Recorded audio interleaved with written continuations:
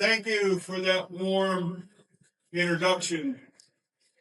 I'll get right to it. My name is Clint Bishop, and I'm running for governor of Alaska. Woo!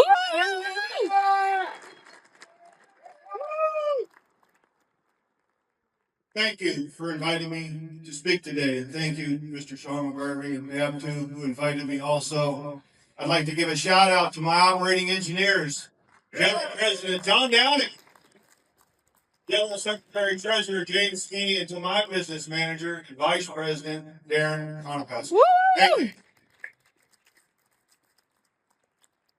Let me take a moment to introduce myself to the building trades brothers and sisters from across the United States and Canada.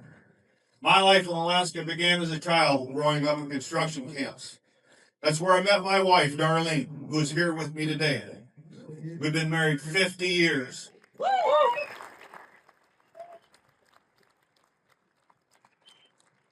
I grew up in the interior and rural areas of Alaska. I'm a hunter, traveler, gold miner, and a riverboat captain. I'm also a 51-year member of the International Union of Operating Engineers.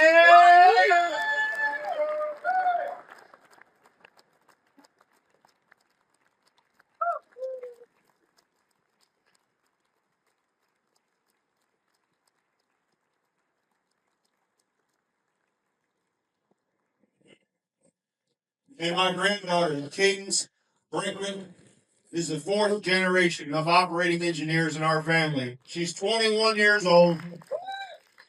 She's running a 583 line boom pipe layer, setting in pipe on the North Slope, making $4,000 a week.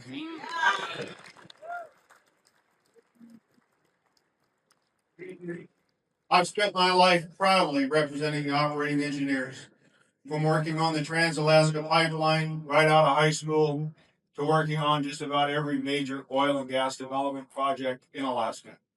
From 1991 to 2006, I served as our administrator and training director of the Alaska Operating Engineers Training Trust. I spent years training the next generation of Local 302 apprentices for work on union projects.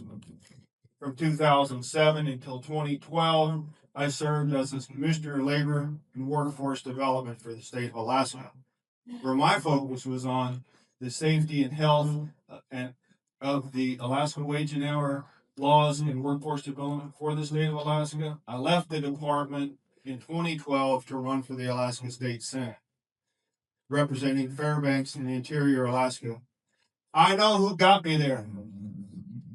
It was labor, organized labor. I ran in a closed primary and I was able to prevail, but it was labor who got me there. When I announced this run for governor, I talked to labor first, and if they weren't behind me, I wasn't getting in the race.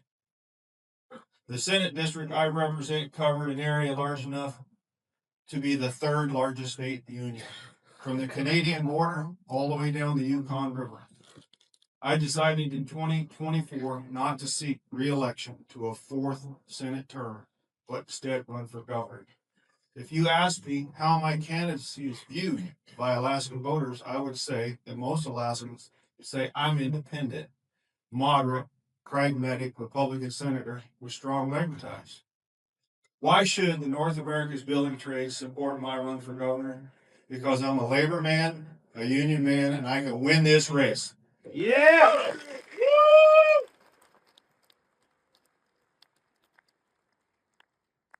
Alaska is a strong union state with a rare political demographic.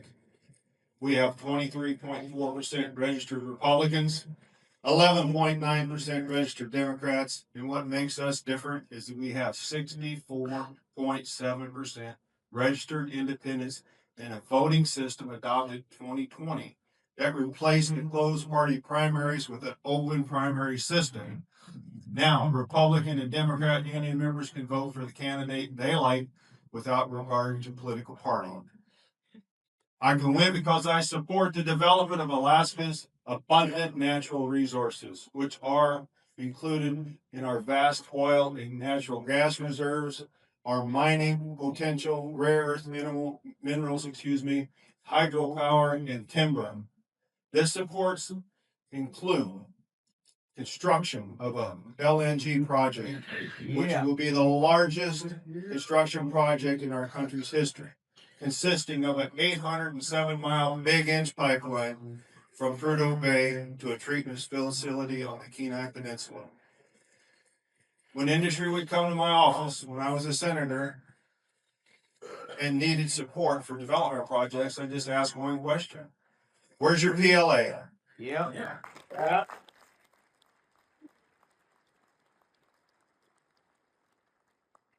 I got a strong, proven track record of no bullshit supporting PLAs. I work for Governor Sarah Palin.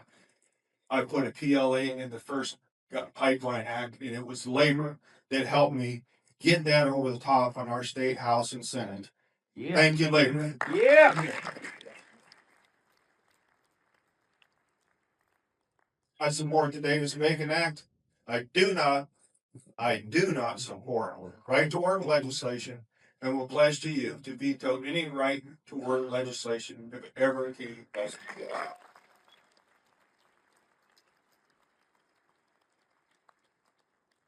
To me, it's all about jobs, jobs, and union jobs.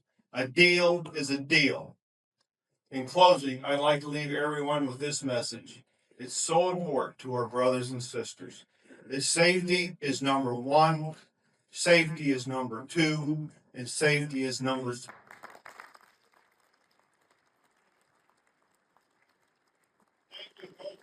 Building and construction trades for the invitation to speak to you today, and now I am honored to introduce Mayor Bill Scherer. It's my pleasure to welcome a man who knows what it truly means to move his city forward. From the heart of it, all the city of Canton, Ohio, Mayor Scherer II, a career ironworker, third-generation business manager, is a leader who brings the voice of working men and women into every room he walks into. Now in his third year in office, he continues to lead with grit and commitment to getting the job done for the people he serves. Thank you.